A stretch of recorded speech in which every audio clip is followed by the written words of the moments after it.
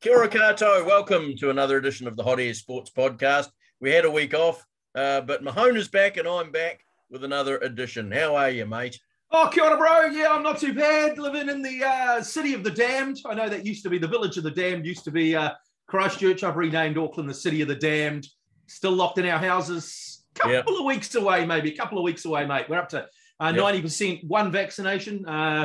Just a few weeks away from two vaccinations. So everyone having I'm calling you Auckland 3.2. I love it, mate. Yeah. Yeah, so anyway, on to business. A couple of weeks ago, we talked about a group of former rugby league players and rugby players, including former Wigan and Lions half Bobby Goulding, who are planning to sue England's governing body of the sport for negligence over what they say was a failure to protect them from the risks of concussion during their careers. And also we've heard about the recent troubles of former All Black prop Carl Heyman, who at only 41 years old has been diagnosed with early onset dementia. But 97 Test veteran and doctor, Wales and Lions centre Jamie Roberts, isn't sure that playing rugby or league is the main cause of the head issues, saying on the one hand, we have a group of rugby players who have these symptoms. On another, we have a huge cohort of rugby players who have had many head collisions and who haven't got dementia. Until the first cohort of professional players donate their brains, there is no way of drawing a direct link. He goes on to say, there needs to be more research funding to allow us to better understand it. I'm definitely not in denial, but we need to work far harder to prove it is rugby that causes this. What do you reckon?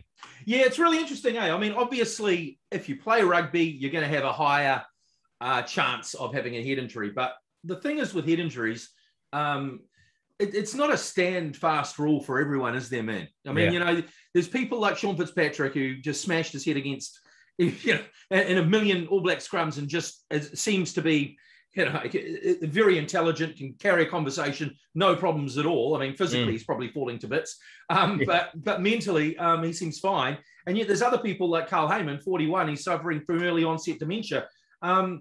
It's just, there probably is no proof between causality between playing rugby, and he gets away with it, almost the doctor, by saying it's not the primary cause. And it probably isn't, but this goes back to until, we're in the first generation of professional rugby, aren't we, man? So, we probably won't find out any of this for the next 10, 20 years. And then they will make adjustments, I guess. I mean, they've made adjustments since they've gone professional, haven't they? They've got the head bin, they've got all sorts of tests they do. They've got other things now where they can actually track your eye vision and find out in super fast time whether you've been concussed.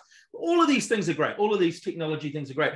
But I don't see how a doctor can say now, I mean, I can see because he's talking anecdotally, but I can't see how you can say it's not a risk. It's not a risk because it definitely is a risk. He's probably coming at, I'm sure he is coming at it from an academic point of view. That's right. He wants evidence. He just wants the evidence. And I mean, as you say, rugby and rugby league are doing things, the tackles, below the chest and down. But that doesn't stop people crashing into rucks, does it? No. And banging heads. We saw just last week Josh Goodhue stretch it off the field after banging heads with one of his own teammates. I mean, they're the sort of the head clashes you can't avoid. And a lot of people say, it's time that rugby players wore helmets like American football players. That's a good one. Yeah, but your brain is still moving when you crash into something. That's right. Whether you've got a helmet on or not. I don't even, the scrum caps, they don't really do anything. They may give you a little bit of false confidence. I mean, Richie McCaw wore one early on in his Test career, didn't he? And then gave it away. Kieran Reid had concussion problems during his career, but didn't wear a head protector. And Michael Jones is the only other one I can think of that sort of wore one sometimes, but not all the time. Josh Grunfeld wore it all the time, didn't he? He wore it all the time. Once again, it's the open side flanker, probably where sticking his head where it shouldn't be. Yeah. And obviously you're going to see more of these cases from guys that have played in the forwards than in the backs, obviously, because the forwards are crashing into each other a lot more. And and that sort of thing. Well, so the Carl Heyman thing's interesting, though, isn't it? Do you think, he's 41, so he's very young. He left the New Zealand Rugby Union very early, though. We actually talked about him. That's right. So he played a lot overseas, and now he's suing the New Zealand Rugby Union. I think they're suing World Rugby.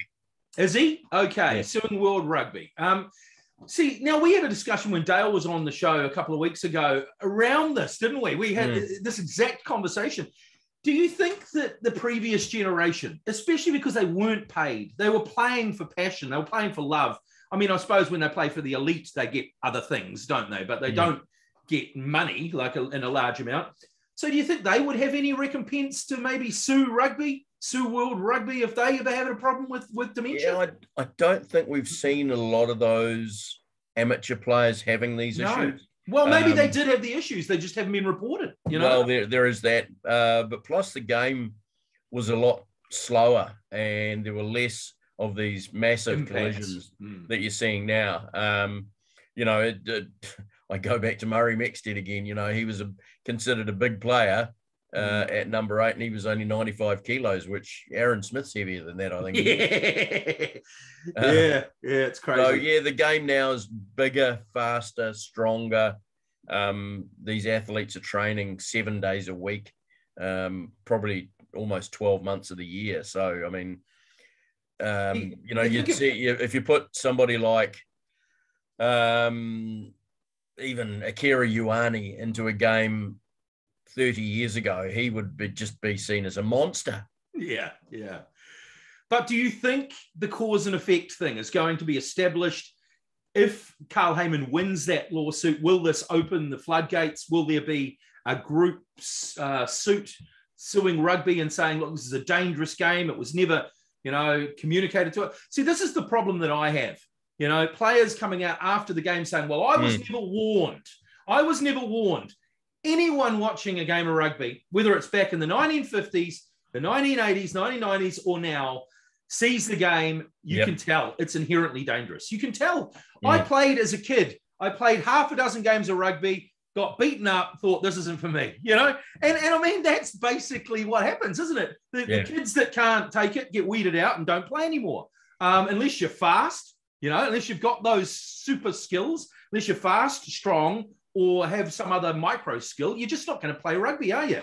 So I just find it really hard I really sympathize with the players getting these problems, but I really find it hard for them to say they weren't, aware of the risk. What about in cricket? Okay, if you take it in cricket, you wouldn't expect to be concussed, you wouldn't expect to be killed, but you could easily be any ball could hit you in the head while you're fielding, Philip Hughes was killed playing cricket. Exactly. So,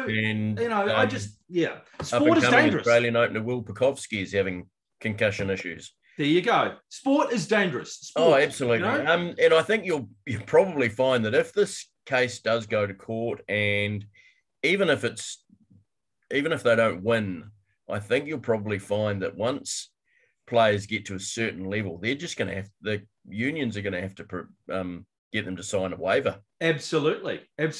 Or contribute a part of their, this is what probably should have been done years ago. They should be contributing a part of their income in some form of tax to the rugby union, which goes to the players for after they retire, for anything that happens to them after they retire, They've got the Players Association in football in the UK, which does that, but they've actually had issues recently with a lot of their players having a lot of their ex-players having Alzheimer's from hitting those old leather balls, etc. So they've got issues in football, but they really should. They should think about after the players retire, the problems that will probably affect them for the rest of their life, and look after them.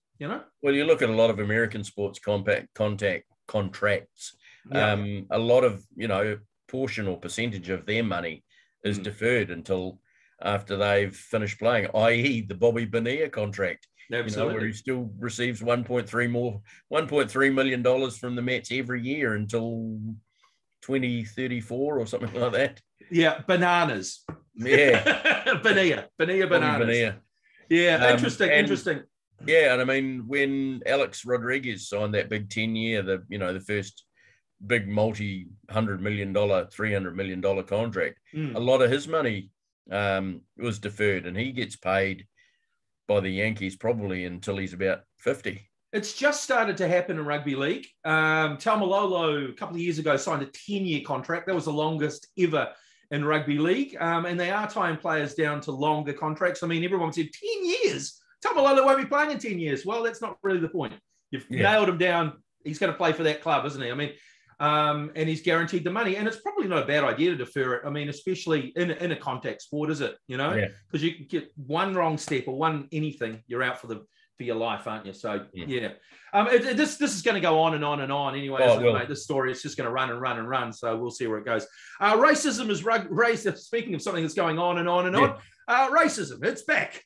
It's never gone away. It's raised its ugly head again in English cricket this time, with former England opener Gary Ballance accused of racially abusing teammate Azim Rafiq, and also brought former captain Michael Vaughan into the argument with some of his comments dating back to his playing days. Now, Yorkshire Cricket Club chairman Roger Hutton has resigned his post earlier in the week, and Rafiq has called the Yorkshire CEO and coaching director to follow suit. What the hell is going on in Yorkshire? Apparently they've got a new CEO, though, and he's gone in there and he's sorted it all out. He's a couple of days. New chairman, Lord Patel. So an interesting... I mean, the Yorkshire Cricket Club is always been an enigma in English cricket. I mean, it was only up till 20 years ago, 20 years ago, that they actually allowed players born outside of Yorkshire to play for them. Not outside England, outside Yorkshire. Yeah, I mean, even then, Jeffrey Boycott said, it's just not cricket. Yeah, they're a strange part of the world, the old Yorkshiremen, don't they? The Geordies. Yorkshire is a strange place. They never had any black cricketers for ages either, but that was probably an unwritten rule. But there is a lot of racism obviously going on, and that new Lord Patel, he's gone in there, and in about 48 hours, 72 hours, he's sacked a bunch of people and said, we're going to sort all this out. So good on him. Yeah, so I think you'll find the CEO and coaching director will be following suit fairly shortly.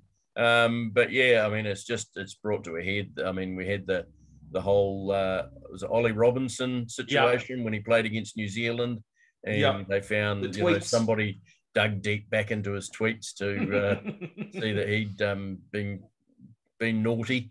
And it's not just cricket though, is it? It's football and rugby, and I mean, taking the knee. Oh, boo! Yeah. Why the hell people? Mind you, that has thankfully sort of started to subside. More people are cheering now. I did notice though that the working class sort of clubs, have you noticed that? Like Manchester, Yorkshire, in Lancashire, in Liverpool, etc. They all seem to cheer. It's when you go down to the London clubs that they seem to have a little bit of a difference towards the players taking it, especially clubs like Millwall. You'd think they'd be a bit more open, being living in such a cosmopolitan city. Oh, they just stick to their own. Millwall is its own little part of the world. It is. Yeah, racism though, mate. We're living in 2022. God, it's just nuts, isn't it, mate? The world we live in. Anyway, on to football. The EPL managerial roundabout. Boy, it's been in full force over the last couple of weeks. Has it? What? Goodbye to Daniel Farke at Norwich, Dean Smith at Villa. Hello to Eddie Howe at Newcastle and Antonio Conte at Spurs. And now Stephen Gerrard has gone to Aston Villa to replace Dean Smith. That's been confirmed today, isn't it? It has been confirmed this morning. And Norwich is still looking for a manager. Frank Lampard was the favourite up until today, but Dean Smith apparently has joined Frank Lampard as equal favourite to pick up that job. So with the the lad Munoz going at Watford just a couple of weeks earlier, we've had 5 managers sacked in the last 3 weeks, I think it is. Yeah. And yet Ole Gunnar Solskjaer still remains the boss at Manchester United. I noticed our good friend Murray McAuliffe made a comment. He's a United fan, asking Aaron and I if we wanted to swap. Do a swap. Yeah. I just replied, nah. Yeah, nah, mate. You can keep your Ollie. Mate, it reminds me of a quote that Graham Lowe said years ago. There's only two types of managers in the world: those that are being sacked and those that are waiting to be sacked. And that's exactly right, isn't it? I thought Daniel Farke was an interesting one. Norwich finally won their first game of the season. He gave a speech straight after the game. So, oh no, we're working on. He's got the strangest voice, isn't he? He sort of whispers. And he was like, oh no, we're working on things. We're working towards, we're obviously going in the right direction. This points will do it. And 5 minutes later, he's gone. So I felt a little bit sorry for Daniel Farke. I don't know exactly what Norwich were up to.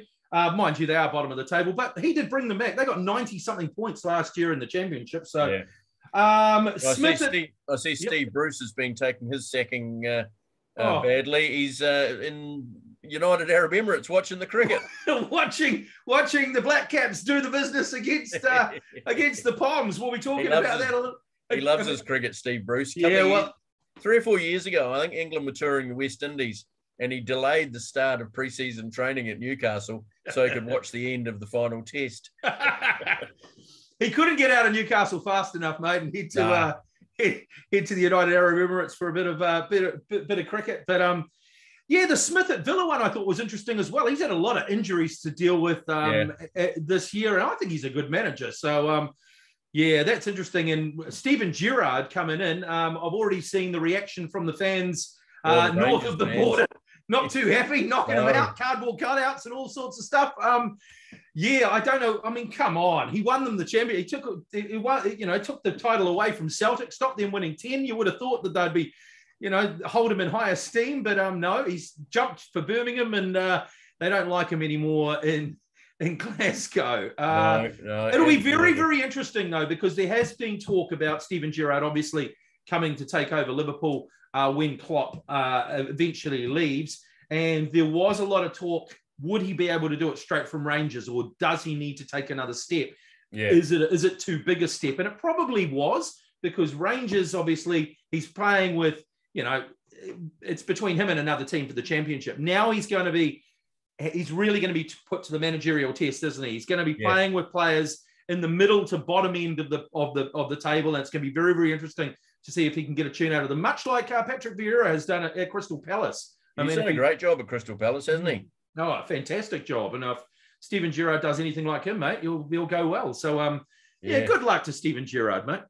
Yeah, I've just found a couple of the tweets from Rangers fans. Have you? Yeah. Family show, remember Family Show? Bottled it. Absolute charlatan. Goes with no best wishes from me. Charlatan? I mean, how is he? He's not from Glasgow. Yeah. Cheers for the memories, but it's a bit shitty leaving halfway through after saying a few weeks ago he was going nowhere. Oh, well. That's football, isn't it, mate? Oh, it is. It is. Yeah. But they're not happy. They're not happy. But they're probably just not happy because they know they're not going to get that sort of quality manager next. Here's another one from William. William's not too happy. Okay. Absolute snake. Hope you get them relegated. Absolutely no well wishes from me doing that at this point of the season. Oh, William. Poor William. Get over yourself, William. Go well, Stephen Gerrard. I hope he does well. Obviously, it's a trial for the Liverpool job, and just don't get him relegated. Yeah. Oh no, I think he'll keep them up. I think he will too. A lot worse sides in the competition than Aston Villa at the moment. There is. What about the Lampard to Norwich rumours? Well, the headline in the Daily Mail says Norwich narrow down their managerial search to Frank Lampard and Dean Smith as the Premier League strugglers hold talks with both. Okay. Lampard, I still think, has got a lot to prove. Dean Smith, I think, would be a good appointment. The other one, the one that we mentioned at the beginning of this, Ole. Doesn't seem to matter what he does, mate. He just stays at the wheel. He's got his seatbelt firmly on, and unless one of the Glazer family comes in there and pulls him out of the truck, he's heading straight down that motorway, mate. Not going to let anything stop him. Quite right. Interesting. I notice he's buggered off to Norway on holiday for a week during the international break. Why would you want to be anywhere near Manchester if you were Ole Gunnar Solskjaer? Well, I think there's a few players left that aren't playing international football, and they need a bit of extra training. Well, leave it to Carrick. Leave it. Yeah. Leave it to the other guys. All right. Well, one manager that seems to be going the other way, and you've talked about him a lot over the last couple of years. That's your good friend David Moyes. My God, I was how so well wrong. has he done at West Ham? And I mean, that win over Liverpool last weekend, quite a victory, mate. They deserved it. I mean, I watch it with my Liverpool spectacles on, man. And yes, they bullied us. Yes, they played some direct football, but man, they deserved to win. They did. They played better football than us. They played, we played more passes, but we didn't do a lot with it, did we? No. And Michael Antonio, I love him up front. He should play for England. There's no reason why. I mean, just because he's a little bit agricultural, I think it's exactly what England need at the moment. But he's a fantastic player. And their midfield, Rice and Souček, man, they are bloody good. Liverpool could do worse than grabbing a player like of either of their quality in our midfield. I mean, we were obviously down on a bit of ammunition in our midfield, and I thought that showed a bit, didn't it? But no, man. I mean, I was completely wrong about Moyes. I've been saying he's a completely busted flush of a manager for yonks, and he's come back and he's proven me wrong. He's proven so many people wrong, and fair quits to the guy, man. I mean, he's got. I would say this is his best side. I mean, this is a better side than the Everton side that he used to have. Oh, absolutely. They are just so consistent. You watch them every week. They play the same style. And also the atmosphere at that stadium where they said they would never get an atmosphere. Man, they got an atmosphere there now. It's amazing what a few wins will do, eh? And it's interesting to see they've just brought on a new investor, a Czech guy. I can't remember his name now, but he's why not in the club. So that why not? They've got half the Czech team there. I mean, I think he paid, I don't know what he paid, but I think he's taken, 20-30% share? 23%, I think, was the final So figure. Gold and Sullivan are still the main guys at West Ham, I believe. And but go West Ham. I mean, it'll be interesting to see where they finish at the end of the season, mate. Yeah. Liverpool sporting director and transfer guru Michael Edwards is walking away from the club after a decade at the helm, claiming that after a decade, it's time to move on. He likes change, apparently. And so he's moving on from the club. When asked what his best signing or favourite player at Liverpool, he says, well, I can't really pick one, but I'd just like to let you know my dog's name's Bobby. He's a Bobby Firmino fan, much like you, eh? Yeah. He could be a massive loss for Liverpool. He really could. The players he's brought to the club that have absolutely starred and shone. Mo Salah would probably be the biggest. I mean, for the amount of money that he bought. And then players like Andrew Robertson that he just bought for a snip, and Minamino, even though, he's a rotation player, he bought him for nothing, And then the amount of money that he was able to get for some of our fringe players. He's played the transfer market better than anyone else. And he's perhaps our most shrewd buy of all. And he's behind the scenes. He doesn't say a lot. You don't really hear from him. He wrote an open letter. He wrote an open letter to fans this week, and basically just said how it was the greatest time of his life. He absolutely enjoyed it. I am a little bit suspect though. 10 years. Yeah, okay, fair enough.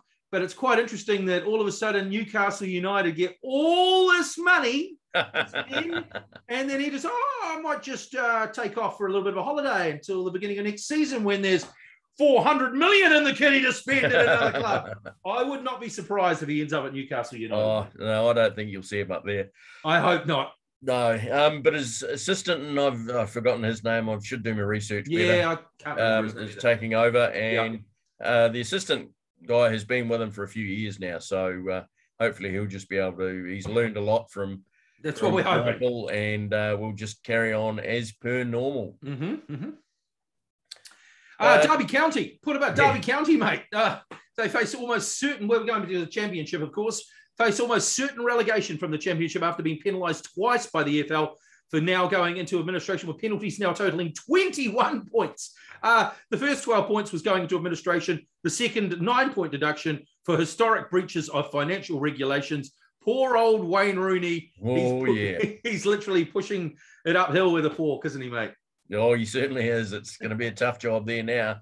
And they've started the season not completely the worst, but not great. Let's just have a look at the. But now Nottingham Forest have got their A into G. Well, yeah, they've been on fire lately. Well, they had to be. They had to be. Yep. So Derby, they've had 3 wins and 9 draws.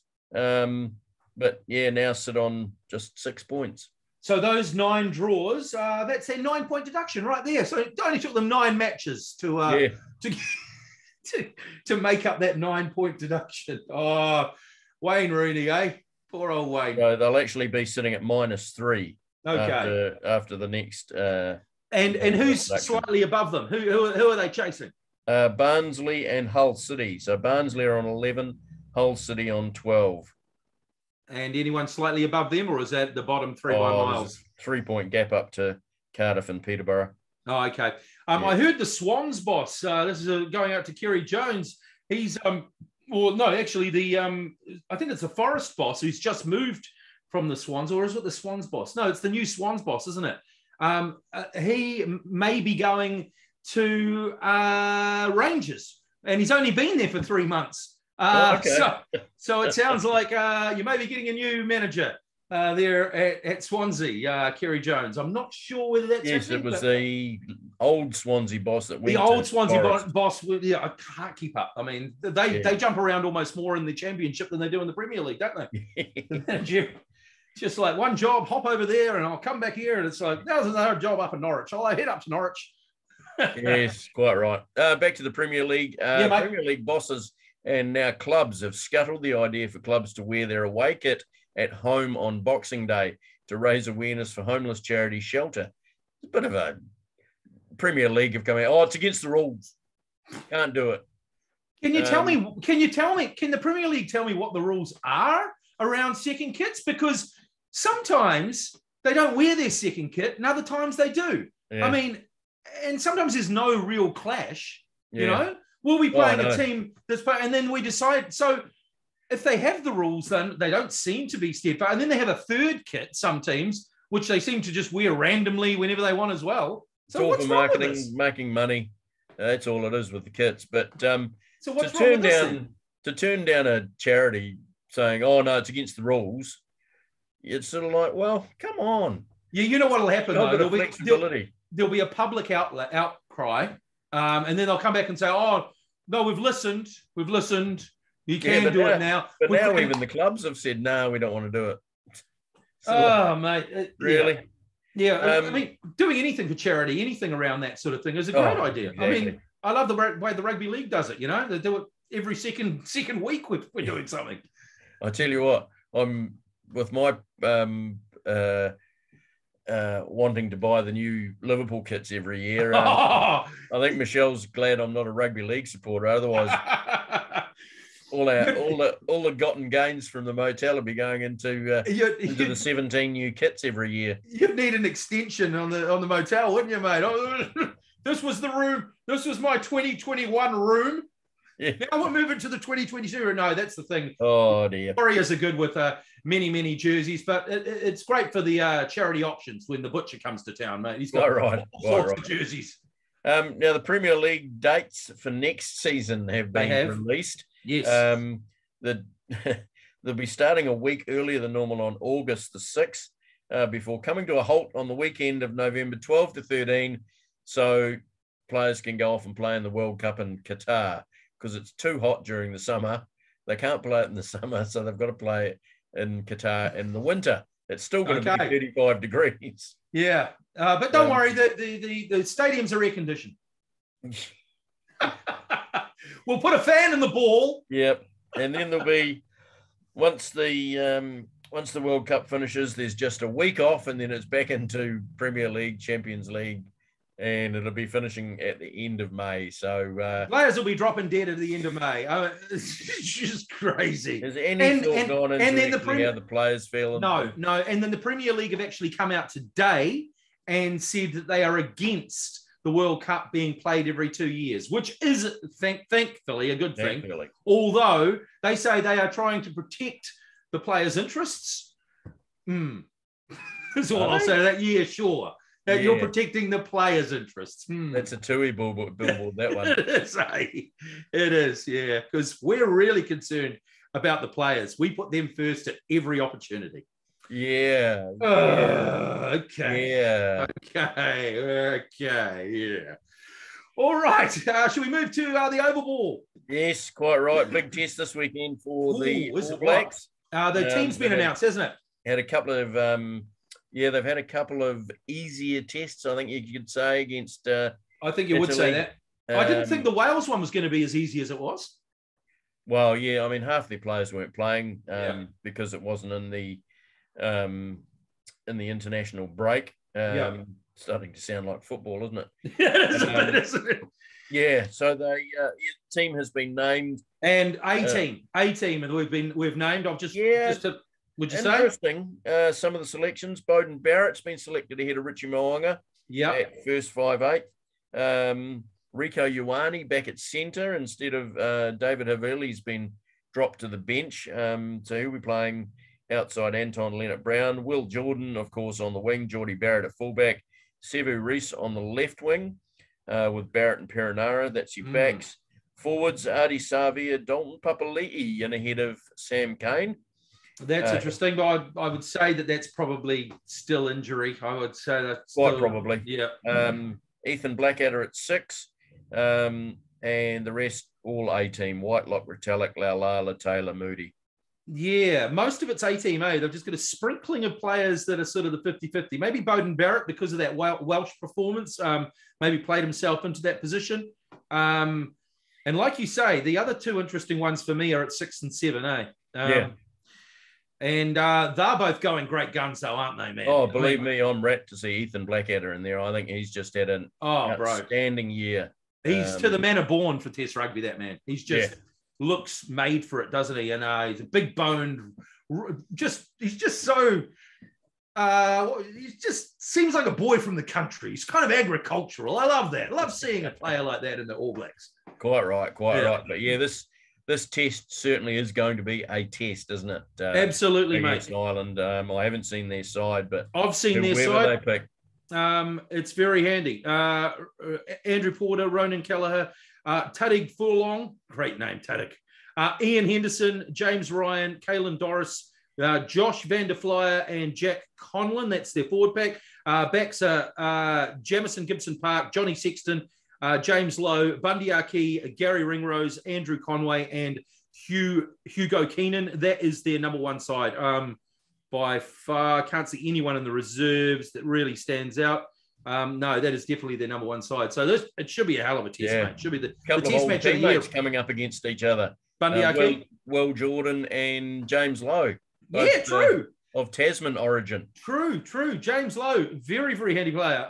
And Bundy Aki, both of them used to play for the Chiefs too, didn't they? He did, yeah. And Lowe did. So got a Chiefs back and another Kiwi at halfback, Jamison Gibson Park, holding out Connor Murray. True. It's a big selection. Few Kiwis. Three Kiwis in the side. Yeah, they're a handy side, though, mate. Another interesting call-up this week was Aaron Smith is on a plane heading for the UK. Seems interesting call. Justin Marshall didn't agree. Yeah, he didn't. I thought that was very interesting. I mean, obviously this is injury cover. I thought, he's just going over there to see what he can do. I don't know what Justin Marshall's on about, to be fair. I mean, a lot of the time I don't. So, I thought this made perfect sense. You send your best injury cover over there when there's a problem with injury. I didn't have a problem with it.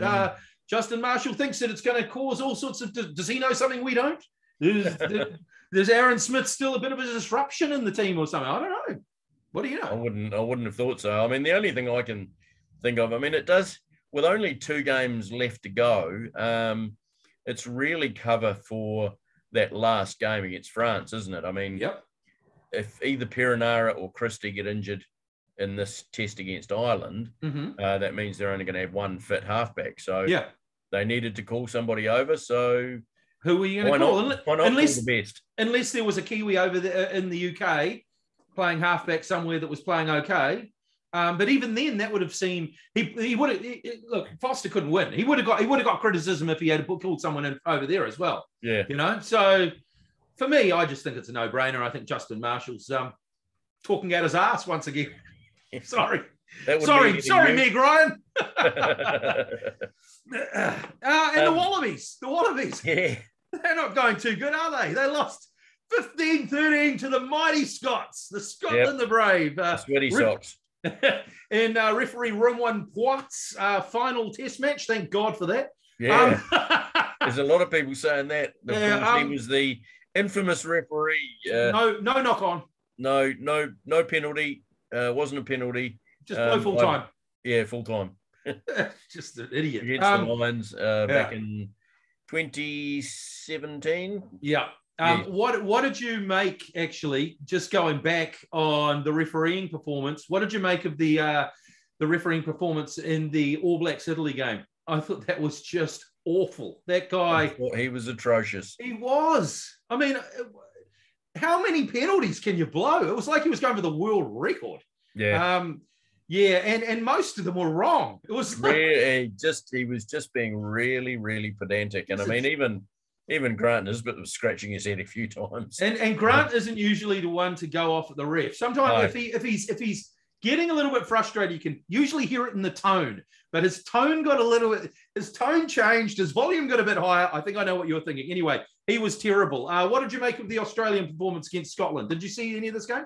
Oh, I've only seen the highlights, and by all accounts, the Scots just surprised them, I think, and had a good game plan. Obviously, there was 15. It's divisible by 3, which we often see with Northern Hemisphere sides. Yeah. I know Michael Hooper was pretty upset at one of Romain Poit's calls. But that's going to happen at least once every test match, isn't it? So absolutely. And he went into the referee's dressing room after the game, not to complain about the decision that he'd made, but to give him a nice farewell gift. Oh, lovely. Oh, don't you love it? That would only happen in rugby, wouldn't it? Definitely wouldn't happen in football. Quite right. Yeah. What's happening in the league code, mate? In the rugby league, well, the Warriors have managed to sign a new player, mate. A player that was actually used to be a Warriors player years ago. Marata Nuakore signed him on a 4-year deal. He's a back rower from the Parramatta Eels. He played with the Warriors juniors a few years ago, but they've signed him for quite a bit of money, a lot of money, in fact. I'm just trying to find out here exactly how much. $2.5 million over 4 years. Yeah, $625,000 a season, which is a lot of money. But he's only 25 years old, and he's a big, powerful, raw-boned player, and he's got a little bit of mongrel in him. And I think this is sort of what we need in our pack, especially in the second row. I think we've almost sorted the front row. We need a little bit more dynamism from the back row, and I think he's just what we need. But he's only signing from the 2023 season. I'm not too sure why. I would hope that we would try and get an early release for this. I mean, what often happens in the rugby league to try and get him for next year. But I think that's quite a good signing. On the outward players leaving the Warriors, Sean O'Sullivan has left the Warriors. Not too much of a surprise. We've got lots of options in the halves. He did play quite well for us, I thought, this year. But, he would probably be the least talented of the halves we've got. So not too much of a surprise to see him going elsewhere. I don't know. I don't think he's announced where exactly he's going. He'll probably head to Super League. In other rugby league news, the draw has been announced. I've done the draw for the 2022 season. The Warriors kick off their season against the Dragons on March the 12th. Then we go against the Titans, and then the Tigers, and then the Broncos. So that's actually quite a good start for the Warriors. And then the Cowboys. So 5 from 5 after our first 5 games, 10 points, top of the table. And all set for a return to familiar shores. I can't wait for this, mate. We're coming back to Mount Smart Stadium. It's all been confirmed, provided everyone gets vaccinated. Please get vaccinated. It's been confirmed for June the 12th against the Panthers of all teams. So we get the minor premiers as our first game back. It'll be the first game in 2 years. I will be there. I promise you I'll be there. I will be there if it goes ahead. And then there's another 5 games after that as well, all scheduled for Mount Smart. So maybe, just maybe, the NRL coming back to these shores and we can start getting back to normal. Someone who won't be there is Joey Manu. He's expected to recommit to the Roosters for a further 2 years after being. The Warriors were sniffing around. Yeah, the Warriors were sniffing around. The report here says their pursuit never progressed beyond a general chat. Yeah. But somebody who will be there is Stacey Jones. He's returning to the Warriors coaching team. And good for him, man. I mean, having Stacey Jones around, whether he's running the water, singing the songs in the change room, I don't care. That man should be at the club for life. Give him a lifetime job. He's a beautiful man too. He's just so humble. He basically is the Warriors, isn't he? I mean, he is. He really is. He represents us in so many ways. You know, represented us fantastically on the field and off the field. He's just an absolute champion. You never heard any problems in nightclubs or any sort of off-the-field drama with Stacey Jones, did you? No, there might have been a few nights down at the Point Chevalier Bowling Club, mate. Maybe. Never. Thankfully, that was in the days before social media, so none of that ever got out, mate. Quite right. Moving on to cricket now. Stay up, get up in the early hours of the morning to watch the T20 World Cup Semi-Final. Oh, mate, we've been slagging it off, haven't we? It's just a crap version of cricket. But we're in the final, so we're there. We're all over. It's awesome now. It's awesome. No, I still hate it as a form of cricket, but hey, anytime our national cricket team is playing, I'll turn it on and watch it. I did get up. I got up a little bit early and watched Daryl Mitchell and Jimmy Neesham go absolutely berserk and win us the game. So that was great. The times aren't exactly conducive, are they? But yeah, man. I mean, you have to give it to Kane Williamson and Gary Stead, don't you, mate? 3 consecutive World Cup finals we've been in all 3 formats. I mean, that is just hands down. I mean, can you imagine if India had done that? What the sort of, absolutely. Or Australia. Exactly. Speaking of Australia, that's who we're playing in the final that's who too. We're playing. Yes, they beat Pakistan this morning, didn't they? They did. Stoinis, and then their little wicketkeeper. What's his name? Can't remember his name. Oh God, what the little wicketkeeper guy? Yeah, anyway, he was batting down the order. Wade? What's his name? Wade. Oh, Matthew Wade. Matthew Wade. He absolutely smashed it in the last couple of overs and took them to victory. It's actually quite interesting. With 5 overs to go, the Aussies and the Black Caps had exactly the same amount of runs to score. They needed about 2 runs a ball with 5 overs to go, and both teams got through without facing the final over. So it actually says maybe if you win the toss, you bat second, which isn't the way that they've been doing it. You know, in this whole tournament, all the winning teams have usually been batting first, but maybe bat second. Yeah, but no, bloody good job by the Black Caps. I'm well stoked with them. Even there's, well known as not being a T20 fan, but hey, if New Zealand's doing well in something, I'll support them. Absolutely, and all the players. I mean, Daryl Mitchell, man, what a player! I mean, he's got it up here. He's been very mentally strong, I think. And you'd have to be with a father like his. You would with a bonce like that too, mate. He's got a big head. Very good. And he was actually in the stands for that game as well. Daryl Mitchell. All part of his journey. John Mitchell, part of the journey. Very good question. But disappointment though for the Black Caps. Star batsman Devon Conway is out of Monday's final after breaking his hand. Did you hear how he broke his hand? Yes, he slammed his bat into the ground, causing the injury. The poor bugger. Man, that goes down as one of the shittiest ways to injure yourself. Goes down there with Rio Ferdinand twisting his knee, getting up and playing PlayStation, watching television, playing PlayStation or something. Yeah, that's just a bad. And the baseball player, I can't remember his name now, who scored a game-winning walk-off home run, came round a home plate to be greeted by his teammates, jumped up in the air, landed down on the base, and broke his leg. Oh no! Yeah, it's not a good way to get injured. Sort of cost the game. The other good one was that the Pakistani bowler who used to do the big Cristiano Ronaldo-like celebration. And he did that too quickly and damaged his one of his lats. Couldn't bowl the rest of the game. Oh, that's beautiful. Yeah, that's great. No, I love it. Yeah, mate, don't celebrate too hard. That's sad about Conway. I suppose they'll bring in Seifert. Tim Seifert will come in, I imagine, because Conway, I didn't realise that Conway was keeping. Yeah, and he's been keeping bloody well. Even to the spinners, he took a fantastic catch off Ish Sodhi the other day. So no, man, he's a handy keeper. He can do it all. Get him bowling. He can do it all. Quite right. So that's on Monday morning. Monday morning our time. Yeah, that'll put him in doubt for the Test series against India, won't it? I would say it probably would, which is no good, is it? Do we have any warm-up games on the lead up to that, or they don't have them anymore? No, they don't have them anymore. So we'll just have a T20 World Cup final straight to the first test with India. Yeah, quite right. No, that would be a hell of a blow in the test matches because he's a very, very good player in the test matches as well. So get well soon, Daryl. Get well soon, Devon Conway. Quite right. NFL. Now your ex-favourite player, Aaron Rodgers, has tested positive for COVID-19 after saying he was immunised earlier in the season. Somebody telling porkies here?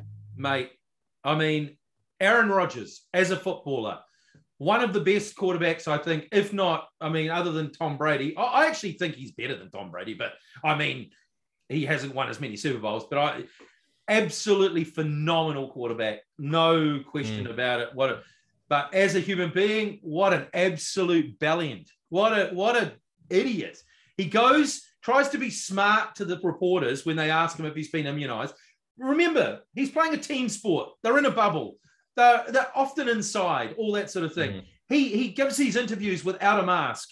He goes and gives these and says, no, I'm immunised, to try and be smart. He was obviously thinking, they'll ask a follow-up question. But no, they didn't ask a follow-up question. Yeah. Then he gets COVID.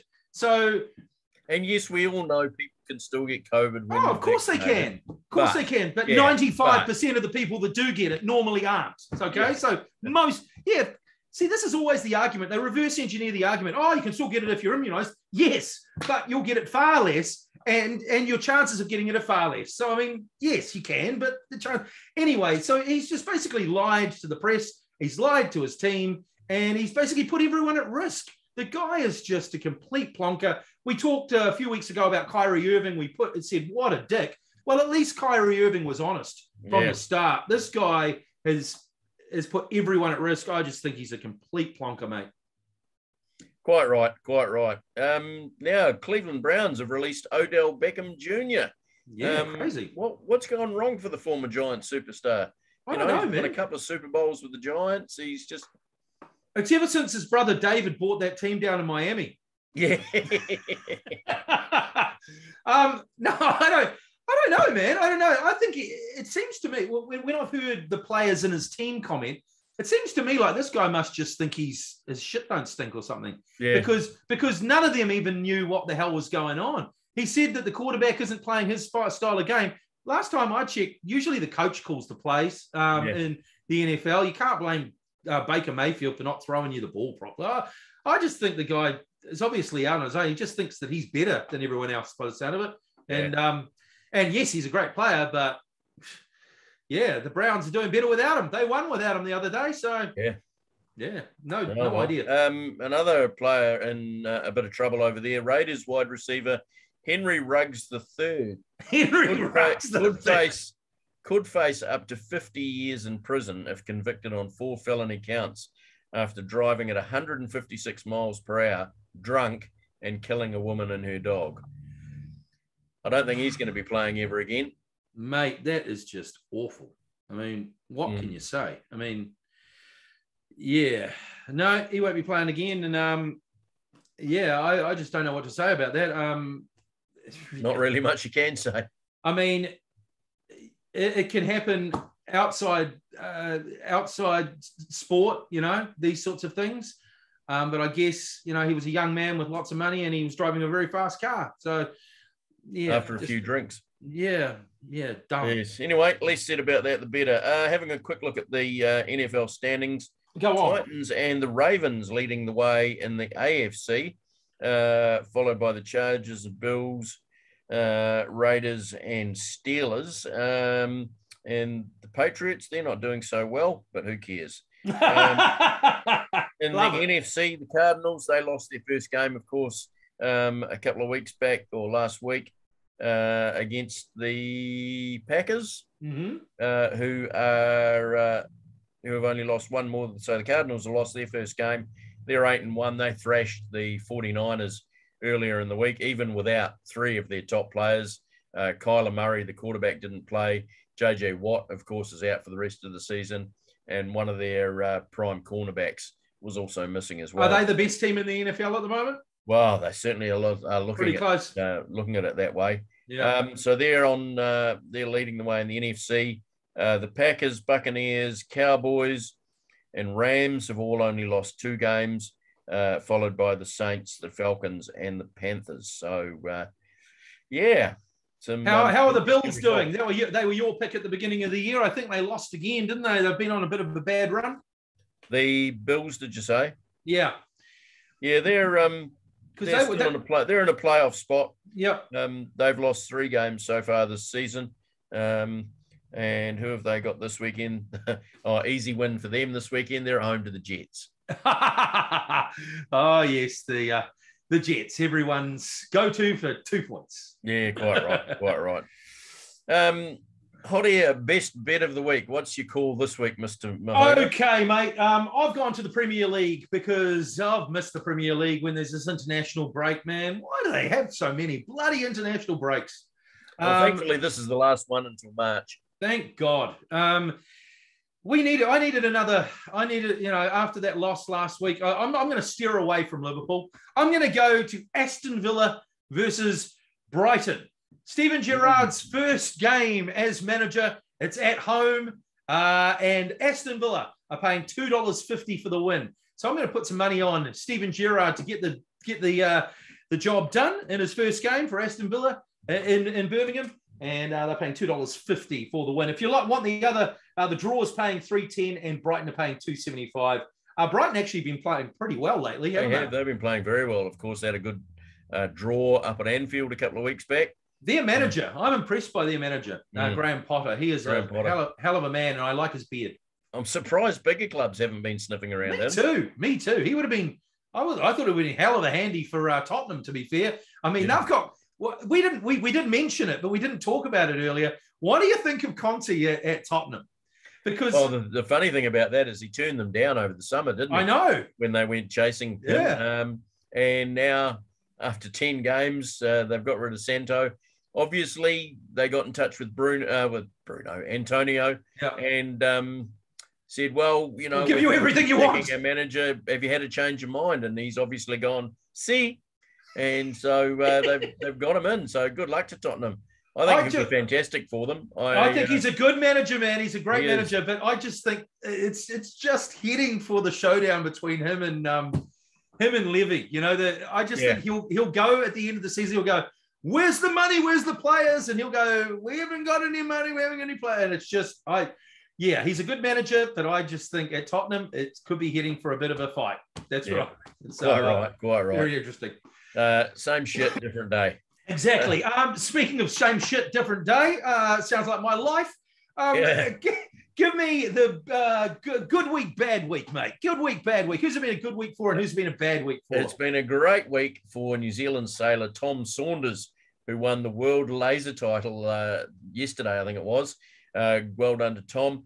After he gave up his MIQ spot to come home in October, he decided, no, I'm going to stay overseas and have a crack at the world laser title. So well done, Tom Saunders. You've had a great week, son.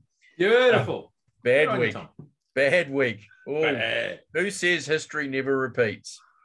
French footballer Amanita Diallo, who was arrested for arranging a Nancy Kerrigan Tonya Harding-like attack on her PSG teammate Kiera Hamraoui, who was keeping her out of the first team. This is a shocking story. Okay, so one of the ladies, they're competing for the same place in the team. One of the ladies has the position, the other lady wants the position. The lady that wants the position, they're playing in the Champions League coming up, and she wants that position. She wants it so bad, she goes and hires a couple of hitmen to basically pull this woman out of her car and smack her legs with bars and bats, and she ends up in hospital. The other lady plays in her place, plays very well apparently. They win 4-0. The next day, she's arrested as orchestrating the attack. Unbelievable. I mean, if it... Yeah, it's just a crazy story. Shades of Tonya Harding. It is. There'll be a movie coming out soon. There will be. That's just absolutely nuts. If you didn't... But the thing was that when the hit was arranged, so that both of them were in the same car, and that they only dragged out the blonde woman. Don't drag the black woman. Don't touch her. Yep. She's the one that's organised. It's the blonde woman that you need to. Did she organise that so that she could actually see it as well? Well, I don't know whether she wanted to see it or that was her alibi. It was her alibi, that she had nothing to do with it, because I was in the car. It could have been me. Jesus Christ. It's the craziest story this year, mate. It's a nuts story. Yep. It could only happen in France. It's an absolute belter. And on that note... and on that bombshell! Give us a like on Facebook. Make a couple of comments. What do you want to see on the show? Watch the show on YouTube. Listen to it on Spotify and RSS. And hopefully you've enjoyed this episode and you'll come back for many more. Of course, we've only got a couple of months now till Christmas. So before the end of the year, we'll get all our special guests on one show, and we'll have a big chin wag for all of them. So drinking the eggnog. Yeah, that's the one. So yes, it's back to 3.2 level for Mahona, and I'm off outside for a sit in the sun. You bastard. I'll see you next week. It's goodbye from me. And it's a goodbye from him. We'll see you.